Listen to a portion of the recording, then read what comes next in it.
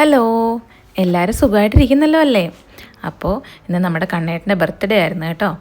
വലിയ ആഘോഷമൊന്നുമില്ല, എന്നാലും ചെറുതായിട്ടൊരു അടപ്രഥമൻ വെക്കാനുള്ള തയ്യാറെടുപ്പിലാണ്. അവിടെ ഒന്നും വെച്ചില്ല, ചെറിയ തോതിൽ നമ്മുടെ വീട്ടിലുള്ളവർക്ക് വേണ്ടിയിട്ട് മാത്രമായിട്ട് കുറച്ച് അടപ്രഥമൻ വെച്ചു കേട്ടോ. പക്ഷേ പായസത്തിന് കുറച്ച് മധുരം കൂടിപ്പോയേ. ാണേലുണ്ടല്ലോ പായസത്തിനൊക്കെ ആയാലും മധുരം ഒരു മീഡിയം ലെവലിൽ നിൽക്കുന്ന ഇഷ്ടം കേട്ടോ. ഒരുപാട് മധുരം ആയിക്കഴിഞ്ഞാൽ ഞങ്ങൾ ചെടിച്ച് പോകും നമ്മളല്ലേ. പക്ഷെ ഞാൻ ഒഴികെ ബാക്കി എല്ലാവർക്കും പായസത്തിന് ഇത്രയും മധുരം വേണമെന്നാണ് അഭിപ്രായം കേട്ടോ. കണ്ടില്ലേ കേക്ക് കട്ട് ചെയ്യുന്ന എത്ര പേര് കൂടിയാണ്. ആരുടെ ബർത്ത്ഡേ ആണെങ്കിലും നന്ദോട്ടിന് കേക്ക് കട്ട് ചെയ്യണം കേട്ടോ. ഇനി അയലത്തെ വീട്ടിലെ ബർത്ത്ഡേ ആണെങ്കിലും അവനെ കൂട്ടത്തെ നിർത്തിയില്ലേ അവൻ കരയും. അത്രയും ഇഷ്ടമാണ് കേട്ടോ കേക്ക് കട്ട് ചെയ്യാനായിട്ട്. അങ്ങനെ ഇതായിരുന്നു ഞങ്ങളുടെ ഒരു കുഞ്ഞ് സെലിബ്രേഷൻ.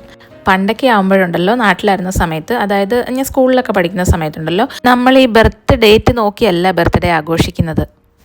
ഈ മലയാള മാസത്തിലെ ജന്മനക്ഷത്രം നോക്കിയിട്ടായിരുന്നു കേട്ടോ സെലിബ്രേറ്റ് ചെയ്യുന്നത്. ബർത്ത് ഡേറ്റ് അങ്ങനെ സെലിബ്രേറ്റ് ചെയ്യാറേ ഇല്ലായിരുന്നു. ജന്മനക്ഷത്രത്തിന് അമ്പലത്തിൽ പോവും, വീട്ടിലൊരു കുഞ്ഞു പായസം വെക്കും, കൂട്ടുകാർക്കൊക്കെ മുട്ടായി കൊടുക്കും. അങ്ങനെയൊക്കെ ആയിരുന്നല്ലോ നമ്മുടെ കുട്ടിക്കാലത്ത് ബർത്ത്ഡേ ഫംഗ്ഷൻസ്. പിന്നെ ഞാനൊക്കെ നഴ്സിംഗ് പഠിക്കാൻ പോയി തുടങ്ങിയപ്പോഴാണ് ഹോസ്റ്റലിലെ ഫ്രണ്ട്സൊക്കെ സർപ്രൈസായിട്ട് കേക്ക് വാങ്ങിക്കും, കട്ട് ചെയ്യും, സെലിബ്രേറ്റ് ചെയ്യും. അങ്ങനെയാണ് ശരിക്കും ബർത്ത് ഡേറ്റ് ആഘോഷിച്ച് തുടങ്ങിയത് കേട്ടോ.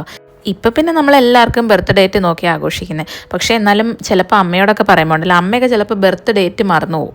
അമ്മ ശരിക്കും ഉണ്ടല്ലോ അമ്പലത്തിൽ വഴിപാട് കഴിപ്പിക്കുന്നതൊക്കെ ആയാലും ഇപ്പോഴും നമ്മുടെ മലയാള മാസത്തിൽ ആ ജന്മനക്ഷത്രം വരുന്ന സമയം നോക്കിയിട്ടാട്ടോ. ഞാൻ നേരത്തെ പറയാറില്ലേ, മോളിങ്ങനെ എല്ലാവരുടെയും ബർത്ത്ഡേക്ക് ആയാലും അല്ലെങ്കിൽ വേറെ എന്തെങ്കിലും ഫംഗ്ഷൻ ആയാലും ഒക്കെ ഇങ്ങനെ കുഞ്ഞു കുഞ്ഞു ഗിഫ്റ്റുകൾ ഉണ്ടാക്കി നമുക്കൊക്കെ തരുമെന്ന്.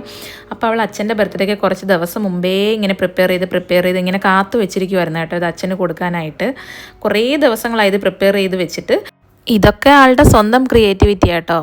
ഭയങ്കര സീക്രട്ടായിട്ട് ഒളിച്ചു കൊണ്ടുവച്ചൊക്കെ ഞങ്ങൾക്ക് സർപ്രൈസ് ഗിഫ്റ്റ് തരാനായിട്ട് ഇങ്ങനെ ഓരോന്ന് വരയ്ക്കുകയും ഇങ്ങനെ ഓരോന്ന് വെട്ടി ഒട്ടിച്ചൊക്കെ ഉണ്ടാക്കുകയൊക്കെ ചെയ്യും. അപ്പോൾ ഇത്തവണ ഞാനാണെങ്കിലുണ്ടല്ലോ കണ്ണേട്ടൻ അങ്ങനെ വലിയ ഗിഫ്റ്റൊന്നും മേടിച്ചിട്ടില്ലായിരുന്നു കേട്ടോ. സാധാരണ അങ്ങനെയല്ല, ഞാൻ വലിയ സർപ്രൈസൊക്കെ കൊടുക്കാറുള്ളതാണ്. പക്ഷേ ഇത്തവണ എനിക്ക് പോകാനുള്ള ബുദ്ധിമുട്ട് പിന്നെ അങ്ങനെയൊക്കെ കുറച്ച് കാര്യങ്ങളായിട്ട് ഞാൻ വലുതായിട്ടൊന്നും മേടിച്ചില്ല. അപ്പം ഞാൻ ഗിഫ്റ്റൊന്നും ഇല്ലയെന്ന് ഓൾറെഡി കണ്ണേട്ടനോട് പറഞ്ഞിട്ടുണ്ടായിരുന്നു. എന്നാലും എനിക്കൊരു സമാധാനം ഇല്ലാഞ്ഞിട്ട് ഞാൻ പിന്നെ വൈകുന്നേരം പെട്ടെന്ന് പോയി ഒപ്പിച്ച ഗിഫ്റ്റാട്ടോ ഇത്. അങ്ങനെയൊക്കെ ചെയ്യുമ്പോൾ നമുക്കൊരു സന്തോഷം അല്ലേ.